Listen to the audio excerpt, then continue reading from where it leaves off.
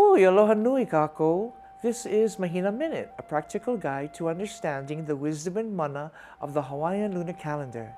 Before there were clocks or sundials or telescopes or even a written language, Hawaiian kahunakilolani astronomers were tracking the movements of the sun, moon, and hundreds of stars.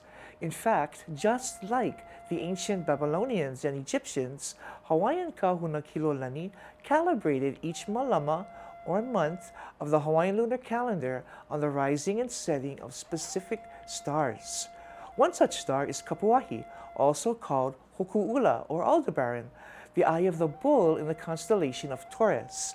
The upcoming malama is marked by this large bright star overhead at our zenith in this malama. But you can see for yourself what those kahunakilolani observed so many centuries ago in the same night sky. First, find the 3 stars that make up Nākau, or Orion's belt.